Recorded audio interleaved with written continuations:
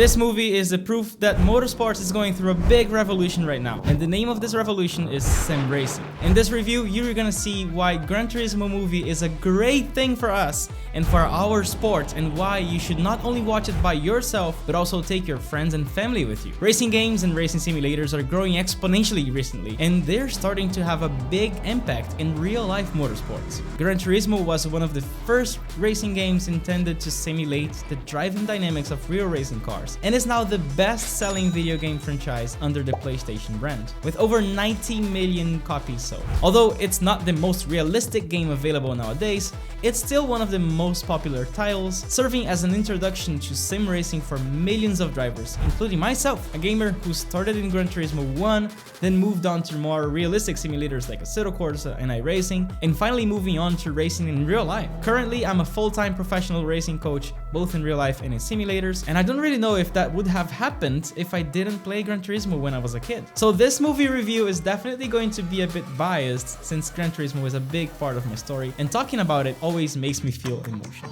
Fun fact, a lot of people asked if this movie was about me even before I heard about it, and that's how I knew there was gonna be a Gran Turismo movie. I was crazy excited about it, so I took my girl with me to watch the very first showing at a cinema. Amanda was rolling her eyes about the movie, since she's not into cars or racing games or anything related, but I wanted to try to show her more of our world, and really kind of the story of my life. So here's the question: what is the impact this movie can have on our sport and passion? Is it a good thing? Is it a bad thing? Does it actually represent something that I've been living these past 3 years as a sim racer who transitioned to real life racing? To start off, the Gran Turismo movie tells the story of Jan Mardenborough, one of the first sim racers in history to make the jump to real life racing after driving only a racing game, Gran Turismo. By winning the GT Academy contest in 2011 and his progression and challenges in his real life racing career. We know his story, but now the movie shows a side that we don't see often about them. The movie has a drive to survive vibe. Cannot relax them.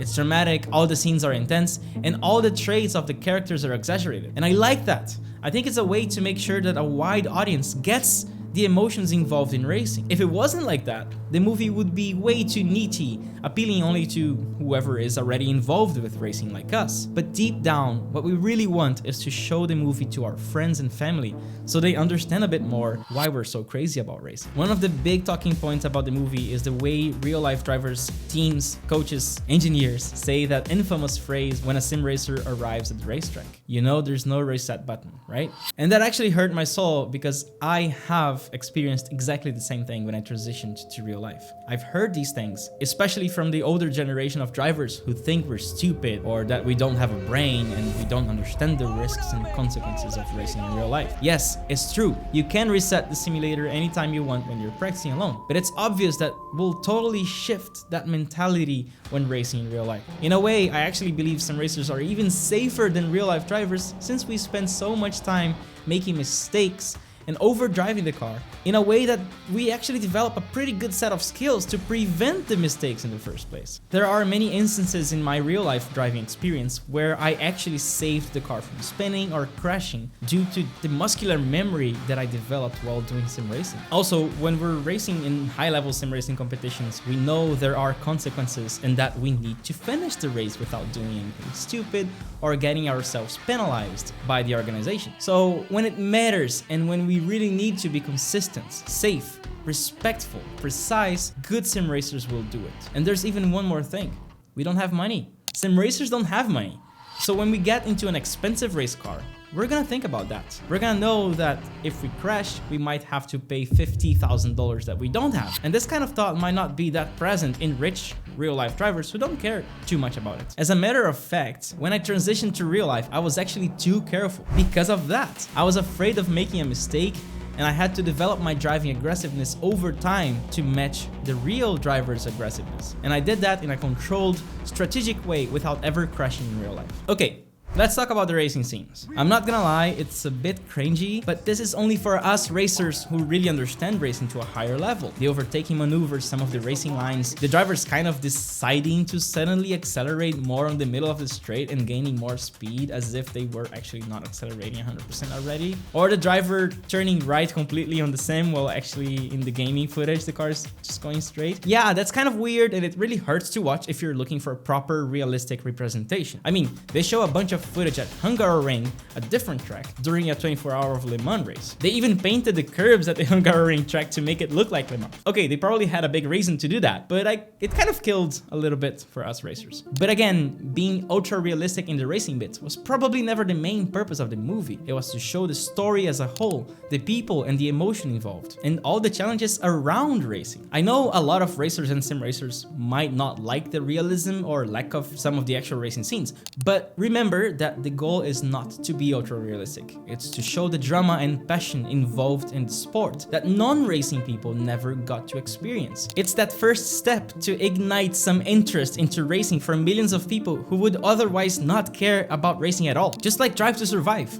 the Formula 1 series from Netflix. A lot of people complain about the exaggerated drama in the series, but I already know people who got into the sport, both simulator and real life racing, because they had watched Drive to Survive. So yes, sure, make it dramatic, make it intense, because in a way, that's how we feel inside as racers, and that's how we build a bond and create a passion for the sport. So think about the many people that will be inspired by this movie and become sim racers and possibly real racers. This is good for all of us. Alright, let's talk about family support. This is a big one because when we start sim racing at a young age, we're literally using money from our parents to get the sim racing equipment and so on.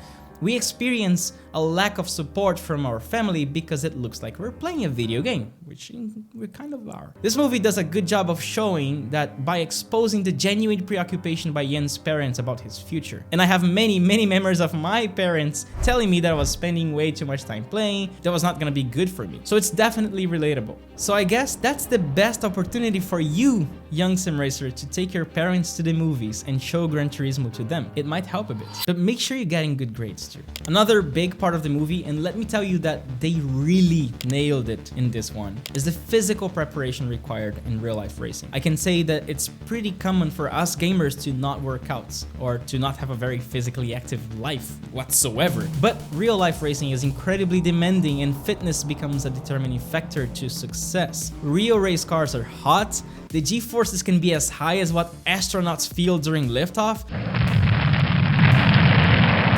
You have to deal with all that while being incredibly precise with your driving and keeping the car on the limit and on the track. I can attest to that since I'm racing more and more in real life after also transitioning from sim racing, and I'm having to catch up with working out as much as I can. So if you're thinking of trying any real life high performance driving soon, you better start moving. One thing that was really not discussed or shown in the movie was money. The financial issue is definitely the biggest barrier towards motorsports. In Yen's story, he had the opportunity to have an all-paid experience with Nissan, which is far from realistic to all of us. That is because only a handful of drivers will ever have the chance to win a competition that allows us to drive in real life for free. We're talking about probably 0.0001% of sim racing drivers actually having an opportunity like that. Real life racing is still incredibly difficult and expensive to achieve, even if you're really good at sim racing. And let me tell you something very important here. Only driving fast is not enough. You need to learn how to market yourself, how to look for sponsorships,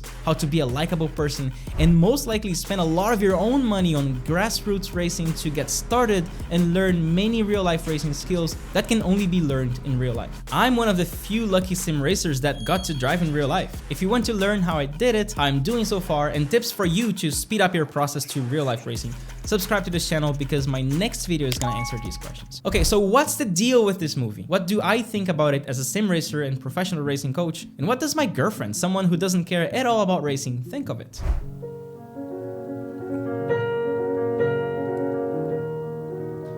Before the movie, I had not much interest actually. I knew that you used to do that a lot and that's your job, but I had no idea what it actually was. And after the movie, I was able to understand much more your world and your job in a more accessible way to people like me that have no idea what that is or how that works. It was pretty exciting, actually. I was very surprised with the movie. I thought I wouldn't relate to it. I would just be like rolling my eyes all the time because it would be boring. But actually, I was very into it. And you really get super curious about the plot and what is going to happen. Is he going to win? And how he's proving his point to the other real life drivers, and that he can also do the job very well. I can feel what you feel when you race. It's so much adrenaline, it's impossible to conceive that. Just like it's very hard for someone to conceive what it is to perform in a solo recital. Very fun to watch, and I did not regret buying this ticket and not going to Barbie movie instead. I would say that probably a year or two ago, she would just say that racing is a bunch of people driving in circles. Yeah.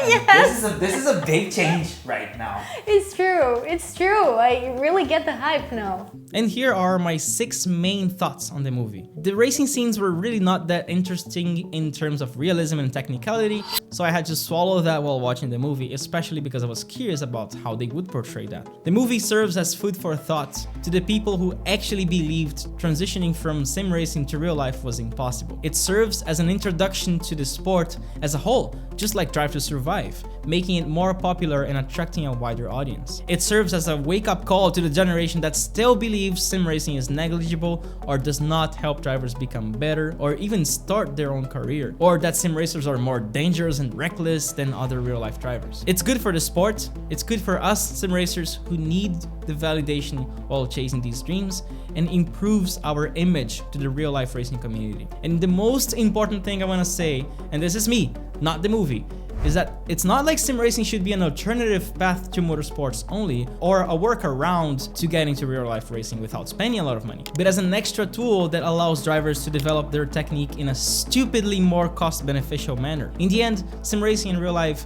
should work together to create really competitive and precise racers. The next generation of top-notch racers is already showing up, and they're drivers who do both real racing and sim racing at the same time, using as many tools as possible to develop and perfect their racing technique. Before you leave this video, I want to make a huge announcement. I'm about to release my very first book called The Motor Racing Book, Volume 1, Car Handling.